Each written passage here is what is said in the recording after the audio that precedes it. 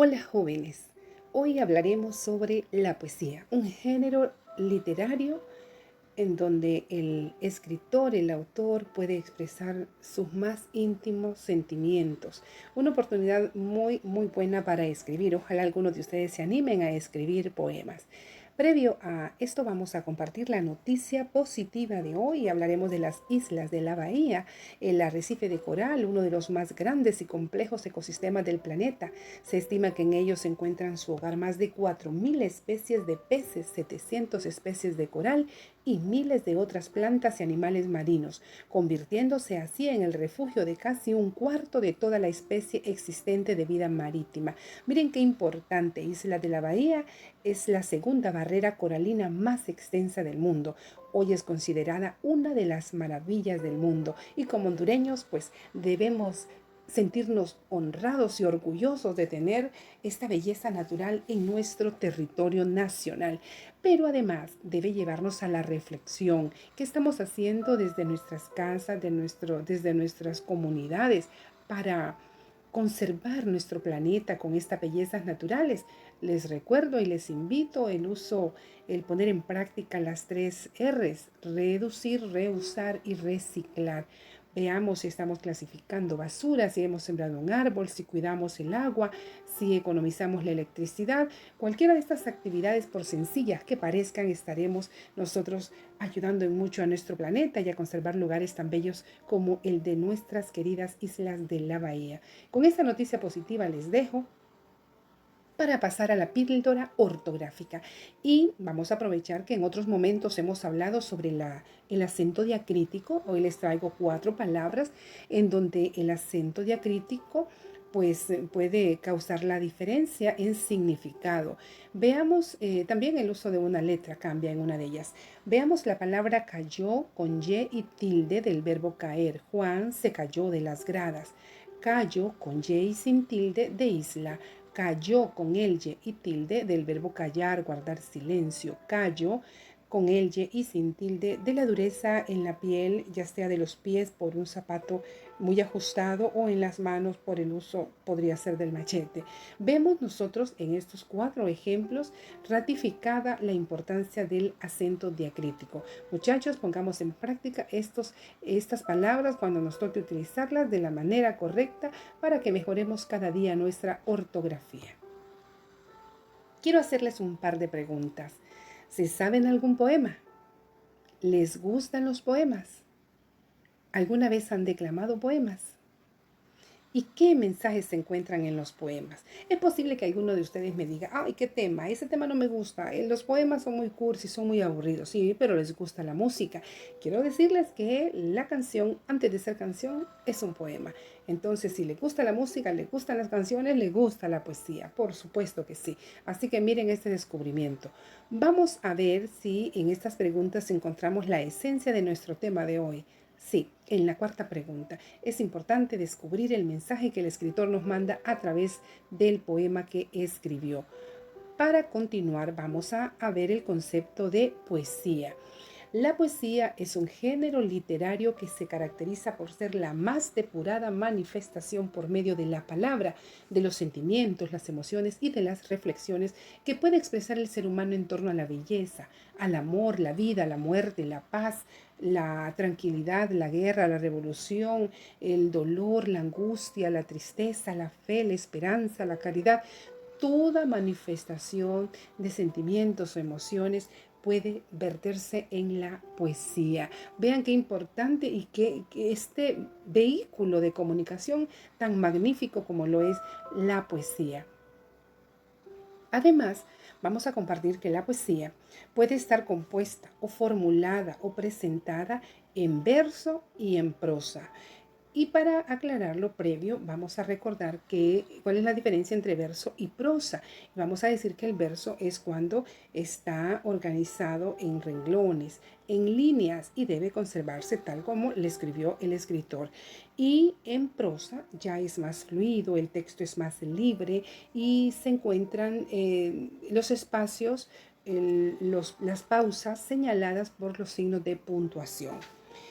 Entendiendo ya o recordando ya lo que es la diferencia entre verso y prosa, Lo importante también acá es recordar que el poema no solo puede estar dado en verso, sino que puede estar dado en prosa. Es decir, poesía en prosa, sí. Les remito a un ejemplo muy importante, muy conocido, como lo es la literatura infantil en Platero y yo, una obra de un español en donde nosotros vemos con claridad el uso de la poesía en prosa. Así que nos queda esto aclarado y vamos a continuar con una característica que tiene el poema y es la expresión directa del sentimiento del poeta al lector. Esto es, debe ser considerado una especie de confidencia hecha a solas. Es como encerrarse en una habitación, en una biblioteca y dejar vaciar el alma, el espíritu en las letras. Eso es lo que hace el poeta. Vean ustedes, confidencia hecha a solas. Es como cuando nos confesamos con el sacerdote. Eso hace el poeta al regalarnos esas bellas obras de arte que se llaman poemas. Siendo así, vamos a ver ahora si nos ha creado algún tipo de inquietud el uso de la palabra poesía y de la palabra poema. ¿Son lo mismo o son cosas diferentes? Entonces hoy vamos a aclararlo y veremos que poema y poesía son cosas diferentes. Un poema es una composición poética, mientras que una poesía puede referirse a una forma de expresión literaria, a uno de los géneros de la literatura o al arte de componer poemas. Con esto y hasta acá, vamos a ver nosotros que la poesía va a ser un concepto mucho más amplio, más abarcador que poema. Es más, podemos decir que el concepto de poema está incluido dentro del concepto de poesía. ¿Por qué? Porque la poesía va a llamársele así a la expresión literaria o al género literario. En cambio, el poema es algo más pequeño. Así se le llama a la composición poética que surge dentro del género literario de la poesía. Ahora bien, poema y poesía pueden ser sinónimos, sí, cuando se refieren a una composición poética, es decir, cuando se refieren al poema en sí, al escrito en sí, a la obra de arte. Por ejemplo, un poema muy reconocido es Verdades Amargas o Nocturno a Rosario o tantos poemas de Gustavo Adolfo Bécquer. Esa obra ya escrita le puedo llamar poema y le puedo llamar poesía sin ningún problema y no me voy a avergonzar ni nadie me va a llamar la atención por usarlo porque sí se puede. Pueden ser sinónimos en ese momento cuando se refieren a la obra en particular, pero no puedo hacer lo mismo cuando me refiero al género literario. Este se llama poesía, no puedo decir poema. Por lo tanto, insisto, el concepto de poesía es mucho más amplio que el de poema. Vamos a ratificar y a concluir diciendo que llamaremos poesía a la literatura escrita en verso. Ahora hablaremos de las partes de un poema. Para eso les he traído hoy un poema corto, muy bonito, creo que también ya conocido por algunos de ustedes, que es Cultivo una rosa blanca. Desde sus casas quiero que me ayuden a avanzar con la lectura, una lectura bonita que hagamos del poema. Vamos a ver si desde la casa me ayudan. Cultivo una rosa blanca. Cultivo una rosa blanca en junio como en enero, para el amigo sincero que me da su mano franca y para el cruel que me arranca el corazón con que vivo. Cardo ni ortiga cultivo, cultivo una rosa blanca. Miren qué bonito este poema, corto, pero con un gran mensaje que al final lo vamos a develar. Por lo pronto, vamos a ver las partes del poema y empezaremos diciendo que todo poema tiene un título. En este caso, ¿cuál es? Muy bien, Cultivo una rosa blanca. Todo poema tiene versos. En este caso, el verso es cada una de las líneas o renglones que componen este poema. Y también vamos a ver que un poema puede tener estrofas. Por ejemplo, este nuestro, el que compartimos hoy, tiene 4 versos. Nuestra estrofa tiene 4 versos. Habrá poemas en donde tenga 6, tenga 8, tenga 10 versos la estrofa. El nuestro en este momento tiene 4.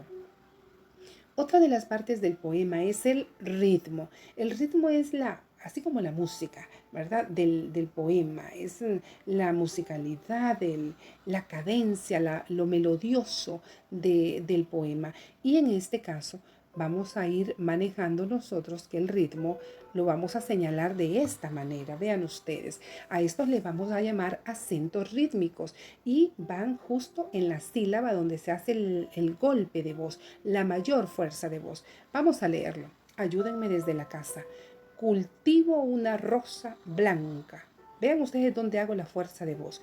Cultivo una rosa blanca. Y ese es el acento rítmico que yo debo de ir leyendo al momento de entonar un poema. Otra de las partes del poema es la métrica. Métrica es medida, es contar las sílabas que tiene cada verso. En este caso, nosotros vamos a ver que este poema o este verso tiene 10 sílabas gramaticales. Si ustedes me ayudan, vamos a contar sílaba por sílaba desde allá de la casa. Y para el cruel que me arranca. En efecto, este verso tiene 10 sílabas gramaticales. Y otra de las partes del poema que es importante que siempre vaya es el autor. En este caso es el cubano José Martí. De esta manera hemos reconocido un poema corto con todas sus partes. Continuamos y vemos nosotros que un poema está formado por dos grandes unidades. Una de ellas es el verso, que ya lo mencionamos, que es cada una de las líneas del poema. Ya lo vimos en Cultivo una rosa blanca de José Martí, ahora lo estamos viendo en Quiero ser pintor. Tiene también 8 versos este poema. Y la otra unidad fundamental de un poema es la estrofa. Y decíamos que es el conjunto de versos que contiene una serie de elementos sujetos a ritmo. Esto es la estrofa. Nos queda claro que un poema tiene versos y tiene estrofas. Muy bien. Miren qué importante. ¿Qué se transmite a través de la poesía?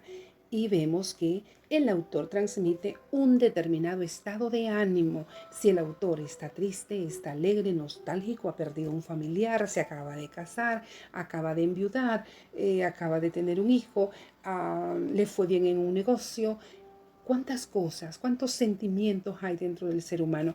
Y el poeta los expresa a través de la poesía.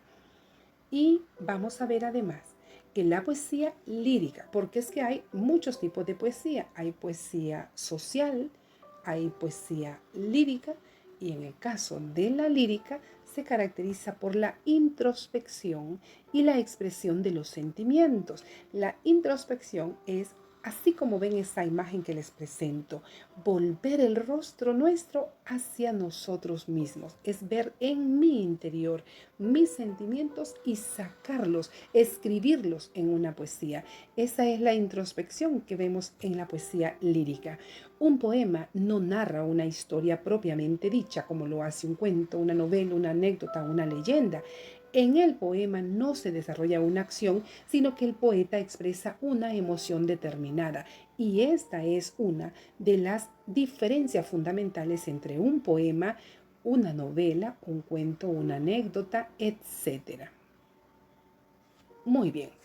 ¿Qué mensaje envía el autor en el poema Cultivo una rosa blanca? Ya lo leímos, pero es posible que necesitemos leerlo 2 o 3 o 4 veces más. Hoy quiero compartirles lo que yo pienso que me transmitió el poeta José Martí a través de Cultivo una rosa blanca. Y se los presento a continuación, que posiblemente puede ser diferente al mensaje que ustedes reciban o podemos coincidir.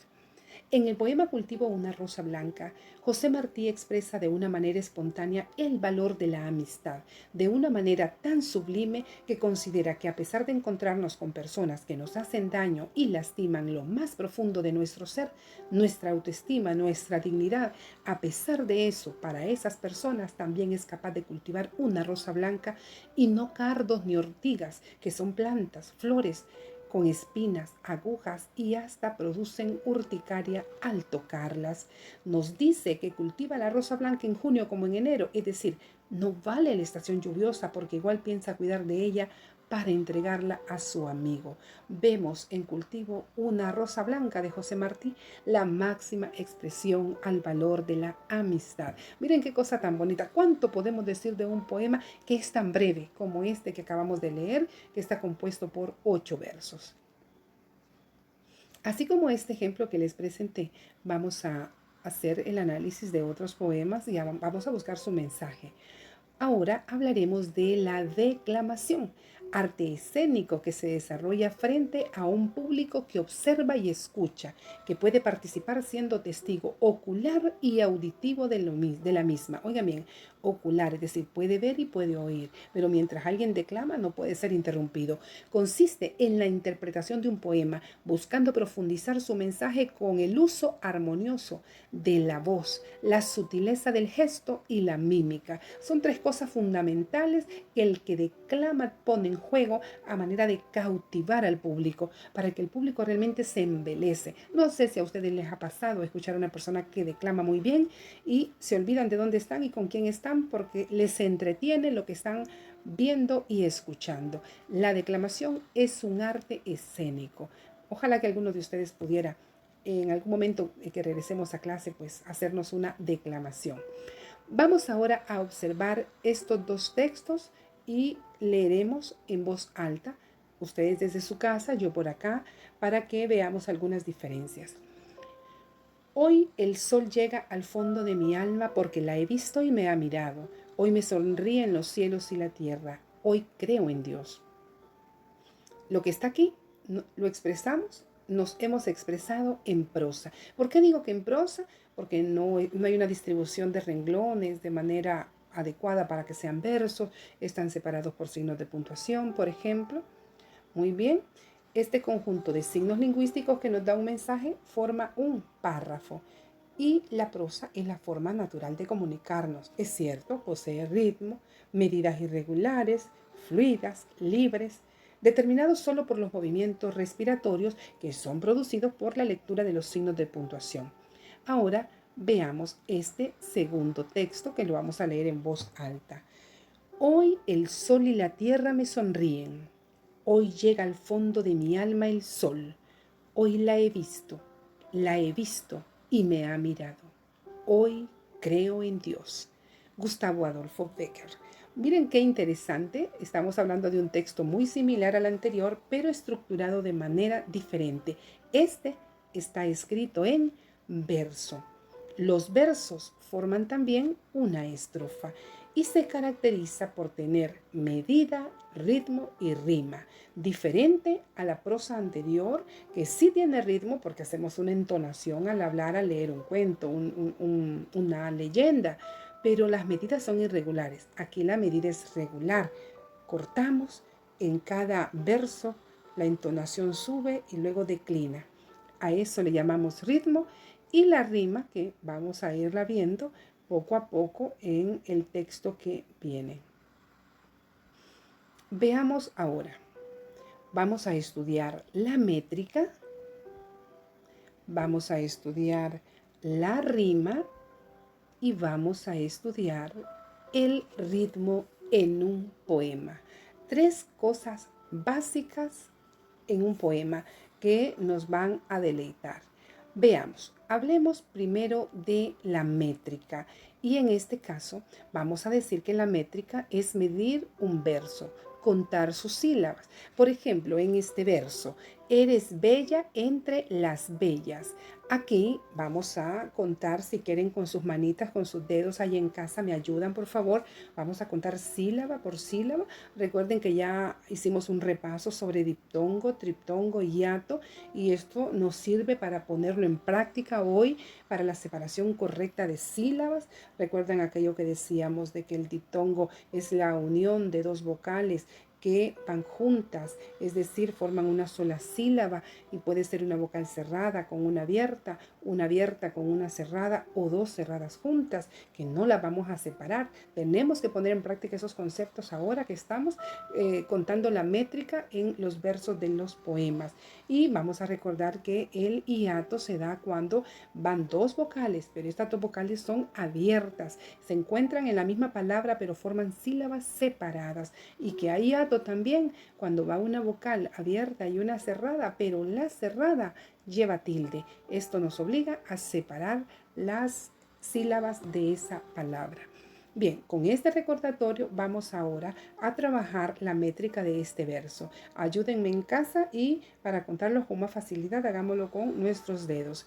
Eres bella entre las bellas. Tenemos 9 sílabas gramaticales. Ojo con esto, sílabas gramaticales. Para medir los versos en un poema hay que tomar en cuenta las licencias métricas o poéticas. ¿Por qué? Porque el escritor quiere lograr lo que llaman ellos perfección métrica. Si esa es la intención, ¿verdad? De que su poema tenga perfección métrica, para eso él usa licencias. Esas licencias son como la licencia de conducir, es decir, quien maneja un auto, quien tiene licencia, quién va a poder aplicar estas licencias en el poema. El poeta es el que tiene permiso para aplicarla porque muchas veces van en contra de la ortografía. ¿Qué son? ¿Cuáles son esas licencias métricas o poéticas? La sinalefa, la diéresis, la sinéresis y la ley del acento final. Vamos a recordarlas: sinalefa, diéresis, sinéresis y ley del acento final. Estos símbolos que ven ustedes allí son los símbolos que vamos a utilizar para marcarlo dentro del poema, así que vayamos acostumbrándonos a ellos. Veamos entonces, hablaremos de la sinalefa, con ese símbolo que aparece abajo, que es como una montañita invertida. Vamos a decir que la sinalefa es cuando se unen en una misma sílaba la última sílaba de una palabra que termina en vocal con la primera de la siguiente palabra, si esta comienza con vocal. Por ejemplo, retomamos el verso que estábamos analizando. Eres bella entre las bellas. Aquí encontramos dos palabras. Bella termina en vocal, entre empieza en vocal. Tenemos la gran oportunidad de usar sinalefa, es decir, unimos las dos sílabas y a través de la sinalefa ahora formarán una sola sílaba. ¿Cuándo el escritor usa la sinalefa? Cuando necesita restar una sílaba al verso. Ya habíamos dicho que el verso Eres bella entre las bellas tenía 9 sílabas gramaticales. Hoy que hemos aprovechado a utilizar la sinalefa, al unir la sílaba ya con en, y ahora va a ser yaen, así se va a leer yaen, una sola sílaba, usando sinalefa. ¿Por qué usamos sinalefa? Porque ya termina en vocal y en empieza en vocal. Y la sinalefa me dice que esto es posible cuando se une la sílaba final de una palabra que termina en vocal con la sílaba inicial de otra palabra que también comienza en vocal. Y como aplicamos sinalefa, restamos una sílaba al verso y ahora nos quedan 8 sílabas métricas. Ya no son gramaticales, son métricas. ¿Por qué? Porque usamos una licencia métrica o poética. Muy bien, con la sinalefa resto una sílaba al verso. No debo olvidarlo. Diéresis. El símbolo que voy a usar son esos dos puntitos que justamente en nuestro idioma son diéresis. Y decimos en este poema, en este verso: y cansado por eso de la gloria, ruido ensordecedor, pido piedad para mi oído. En este caso vamos a analizar solo el primero. Y cansado por eso. Vamos a contar sílabas. Y cansado por eso de la gloria, ruido. Tenemos 13 sílabas gramaticales. ¿Cuándo voy a usar la diéresis? Cuando el escritor quiera aumentar una sílaba al verso, entonces usa la diéresis. ¿Y dónde la va a usar? Donde hay un diptongo. En el caso, la palabra ruido. En gloria también hay, pero aquí lo usamos en ruido. Rui es una sola sílaba, pero si yo le aplico la diéresis como licencia métrica, lo separo y lo convierto en un hiato. Por lo tanto, ya no voy a decir ruí, sino que voy a decir ruido, ruido. En este caso, sumo una sílaba al verso y ya no son 13 sílabas, sino 14 sílabas métricas. Recuerden que sílaba gramatical es la que contamos tal y cual esté el verso, pero sílaba métrica es la que contamos cuando ya hemos aplicado una licencia métrica. ¿Y cuándo aplico la licencia métrica? Cuando el escritor esté interesado en sumar o en restar sílabas al verso. Y ya vamos a ver por qué. Bien, ¿cuál es la diéresis entonces? Es cuando se separa un diptongo para aumentar una nueva sílaba al verso, como en el caso de ruido, que ahora es ruido. Muy bien. La sinéresis, que vamos a señalarla con el círculo que allí aparece. ¿Qué es la sinéresis? Es cuando dos vocales que no pueden formar diptongos se pronuncian como una sola sílaba. Quiere decir que en donde hay hiato lo puedo convertir en diptongo. Veamos este ejemplo. Tenemos en el caso de el pájaro dibuja sobre el cielo un crucifijo de aeronauta pluma. Vamos a trabajar solamente con el segundo verso, que es donde podemos ubicar una sinéresis. Y vamos a leer sus sílabas, a contar sus sílabas gramaticales. Ayúdenme, por favor.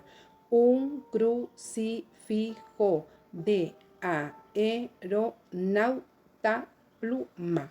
13 sílabas gramaticales. En el entendido que A, E no pueden ir juntas porque son dos vocales abiertas, ahí hay un hiato. En el entendido que nau sí es una sola sílaba porque está formada por una vocal abierta y una cerrada, formando diptongo. No la separo.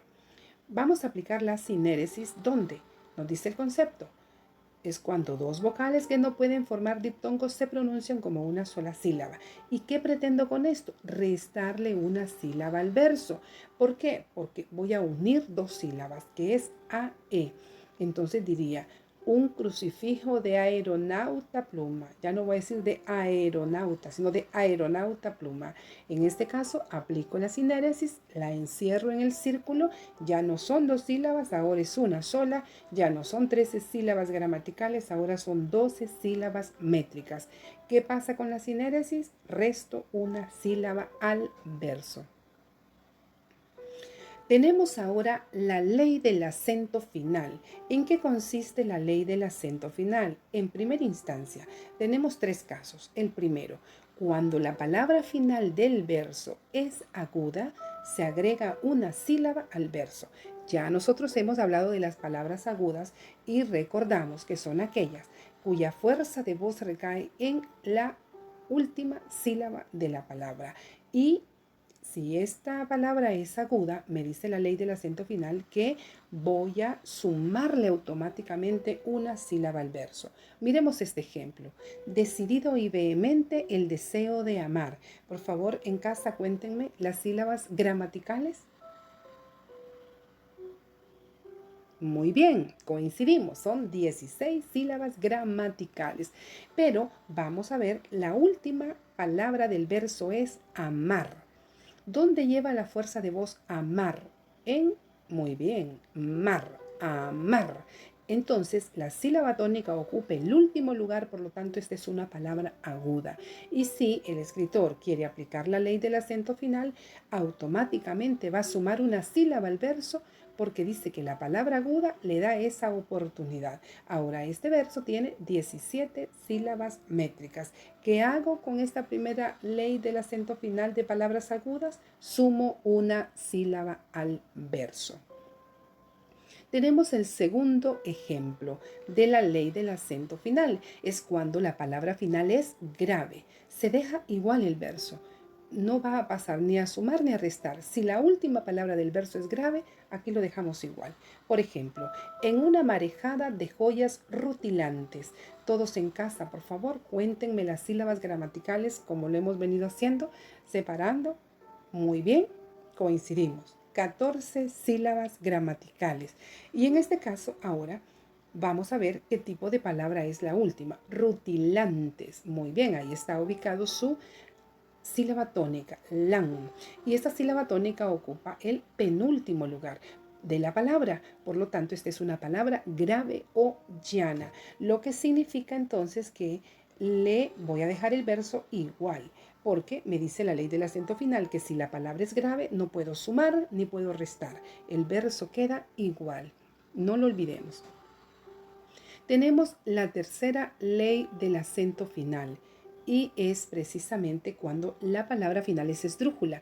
Aquí se resta una sílaba al verso. Por ejemplo, en este verso, por el azul del cielo pasó como relámpago. Cuenten por favor en casa las sílabas gramaticales como lo hemos venido haciendo. Muy bien, coincidimos. 15 sílabas gramaticales. En el entendido que sie de cielo es una sílaba que va junta porque ahí hay un diptongo.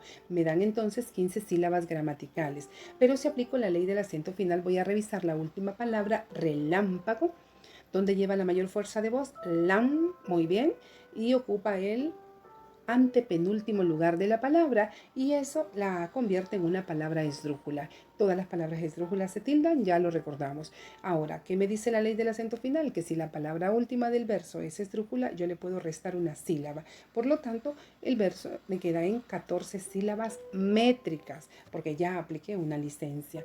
La ley del acento final me permite, en el caso de las palabras esdrújulas, restarle una sílaba al verso. Hasta aquí espero que vayamos comprendiéndolo todo. Vamos ahora a practicar un poco lo que hemos aprendido. Y es así que con el poema que vimos al principio, Cultivo una rosa blanca, vamos a hacer lo siguiente. Vamos a separar en sílabas cada uno de los versos de ese poema. Veamos entonces. Miremos como lo hice yo, así lo van a hacer ustedes. Cultivo una rosa blanca. 9 sílabas gramaticales. Ahora ustedes en casa, por favor, vayan haciéndolo. Traten de no adelantarse para que tengan la práctica efectiva. Muy bien. ¿Les quedó así? Muy bien hecho entonces. Vemos que el primer verso tiene 9 sílabas gramaticales porque no hemos utilizado licencias métricas todavía. Y el segundo de 9 sílabas, el tercero de 9 y el cuarto de 8 sílabas gramaticales. Muy bien, vamos a hacer lo mismo con la segunda parte de nuestro poema. Todos también hacer lo mismo como lo hice yo en el primer verso. Tengo 10 sílabas gramaticales. Ahora háganlo ustedes con los 3 versos que faltan. ¿Cuántas sílabas hay en cada uno de ellos? Bastante bien. Excelente. Si les dio así, muy bien hecho. El primer verso 10 sílabas gramaticales, el segundo 8, el tercero 9 y el cuarto 8 sílabas gramaticales. Por lo tanto, este es el resultado de nuestro trabajo. Muy bien hecho. Hasta aquí hemos aprendido a contar las sílabas gramaticales. Para esto tengo que poner en práctica mis conocimientos de diptongo, de triptongo y de hiato, porque si separo mal una palabra ignorando que ahí hay un diptongo, el resultado es incorrecto. Entonces repasemos esos conceptos de diptongo, triptongo y hiato para que nuestra separación en sílabas sea correcta. Muy bien, ahora vamos a hacer lo siguiente. Ya una vez que hemos contado la métrica del verso en sílabas gramaticales, vamos a hacerlo ahora en sílabas métricas. Pero dirán ustedes, ¿y para qué le voy a restar y le voy a sumar sílabas al verso si ya están? Sencillo, el escritor necesita lograr, en este caso, con este poema, la perfección métrica, es decir, todos los versos deben tener el mismo número de sílabas. Entonces, si hay de 10, hay de 9 y hay de 8, vamos a probar a dejarlos todos de 8 sílabas. Significa que el que tiene 9 voy a restarle y el que tiene 10 le voy a restar 2. Al que tiene 9 le voy a restar 1. Vamos a ver. Aplicaré entonces la licencia métrica de sinalefa, porque dijimos que la sinalefa restaba una sílaba al verso. Y esta consiste en unir la última sílaba de una palabra que termina en vocal con la primera de la siguiente que empieza en vocal, lo que puede pasar en cultivo una. Vamos a ver. Y en este caso, entonces, nosotros vamos a hacer como los poetas utilizando las licencias para igualar la cantidad de sílabas de los versos. Por esta razón, al aplicar la sinalefa, ya me quedan 8 sílabas métricas. Ahora les invito a ustedes a que trabajen el resto de los versos. Háganlo, por favor. Apliquen licencias que pueden ser sinalefas si así les parece. O bien podría ser otra licencia que sirva para restar sílabas al verso. ¿Ya han trabajado en esto? Muy bien. Les quedó de esta manera. Y si eso es así, muy bien hecho. Si se fijan, hemos logrado la perfección métrica. Todos los versos nos han quedado de 8 sílabas métricas. ¿Y en qué incurre esto? Que al momento de leer el poema, al momento de leer cada verso, debo de hacer las uniones al momento de la entonación. Por ejemplo, cultivo una rosa blanca en junio como en enero. Miren, ahí voy uniendo como en enero.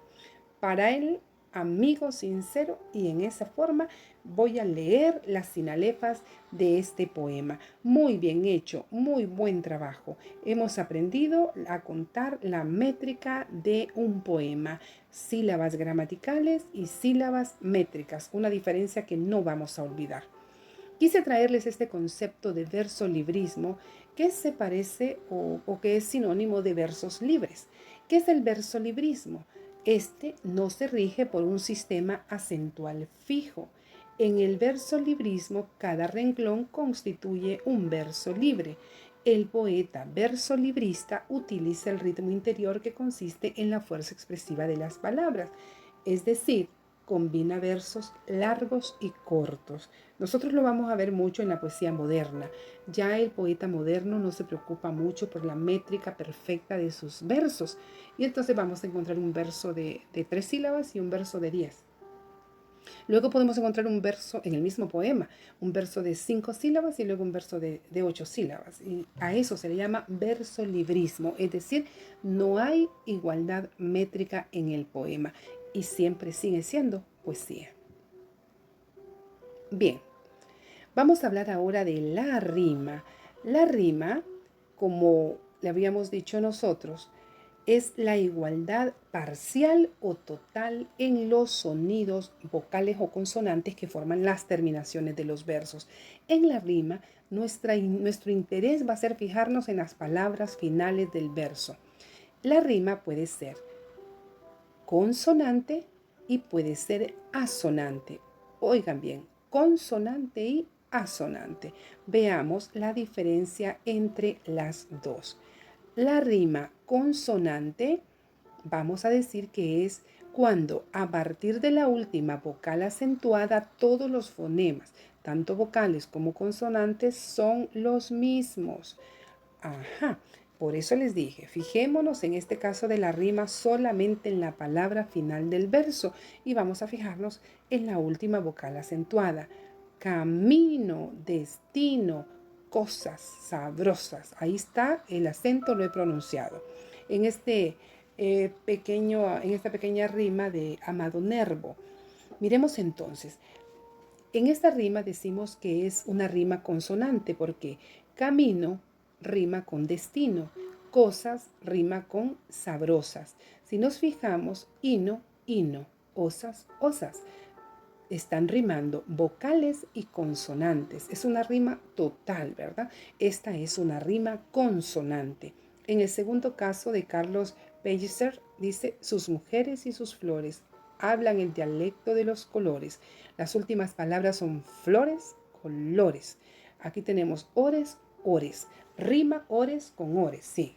Y riman vocales y riman consonantes. Estamos ante una rima consonante. Miremos qué pasa con la rima asonante. Es cuando únicamente coinciden los fonemas vocales. en las terminaciones de los versos. Aquí ya las consonantes no acompañan la rima. Entonces vamos a ver un ejemplo de rima asonante. Y vemos este poema. La palabra tesoro rima con viento y libertad rima con mar. Ya la rima es menos sonada. Y decimos tesoro. Miren, viento. Aquí rima o y o.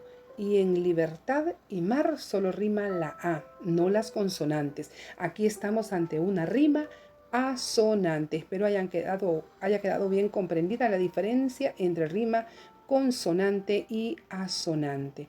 Ahora vamos a practicar. Tenemos entonces, vamos a encontrar la rima del poema Cultivo una rosa blanca. Y aquí les doy un ejemplo. Blanca con franca y enero con sincero. Son las rimas. Blanca, anca con anca de franca. Hay una rima completa. Vocales y consonantes. Enero, sincero, ero, ero. Riman vocales y consonantes. Por lo tanto, me he encontrado con una rima consonante. Quiero que ahora ustedes trabajen la segunda estrofa de nuestro poema. Vamos a ver. Muy bien, si quedó de esta manera, entonces muy bien hecho. Arranca con blanca y vivo con cultivo. Riman vocales y riman consonantes. Es una rima consonante. Ahora hablaremos del ritmo. Y hablábamos de notas musicales, de la cadencia del poema. Es la agradable sensación que produce al oído la acertada distribución de los acentos y de las pausas en los versos. Ahora, el ritmo, ¿qué es? El ritmo puede ser un acento estrófico al final del verso. Por ejemplo, soñolienta. En este caso, el ritmo se da en la penúltima sílaba, que sucede generalmente en todos los poemas. Este acento estrófico lo vamos a ver siempre al final del verso. Y tenemos el acento rítmico, que cae en sílabas pares o impares siguiendo la pauta del acento estrófico. En este ejemplo, fue una clara tarde triste y soñolienta. Ahí se marcaron todos los acentos rítmicos. Se marcó en la sílaba 1, la 3, la 5, la 7, la 9 y la 11. Una vez que nosotros hemos aplicado la métrica, entonces nosotros vemos que podemos contar las sílabas y darles un número. El acento rítmico es el que recae en este caso en ese número de sílabas y lo vamos a colocar en medio de dos plecas. Muy bien. Y colocaremos doble pleca cuando nos refiramos a otro verso. En el último caso, los artículos y las preposiciones breves no llevan acento. Esto es bueno que lo manejemos, que es lo que pasa en este último verso que les traje de muestra. Muy bien. Vamos entonces a revisar en nuestro poema de estudio Cultivo una rosa blanca. Y aquí les tengo señaladas ya las sílabas en las cuales encontramos el acento rítmico o el ritmo de nuestro poema. Vemos entonces que se ubica en la sílaba 2, en la 5 y en la 7, lo que vamos a encontrar en todo lo que es la primera estrofa. Les traje de regreso las licencias métricas utilizadas porque al momento de contar las sílabas métricas tengo que contarlas de acuerdo a la utilización de la licencia, porque en el caso la sílaba bou de cultivo una es una sola y debo contarla así. Entonces leería el acento rítmico de esta primera estrofa así. Cultivo una rosa blanca en junio como en enero para el amigo sincero que me da su mano franca. Ahora es su turno. Van a trabajar con la segunda estrofa. Si les quedó así, muy bien. Un trabajo muy bien hecho. y se coloca siguiendo, atendiendo el acento rítmico del primer verso. Así van a continuar con todos, colocándolo para que la cadencia del poema sea armoniosa. Ahora es su turno. Van a leer el poema Para entonces de Manuel Gutiérrez Nájera y va a hacer lo siguiente: contar las sílabas gramaticales, luego las sílabas métricas, la va a señalar, luego va a señalar la rima asonante o consonante según sea el caso, luego va a marcar el ritmo en cada verso y va a escribir en no menos de 5 renglones el mensaje que envía el autor a través de ese poema. Para eso les entrego aquí el fragmento del poema Madre Naturaleza de Manuel Gutiérrez Nájera.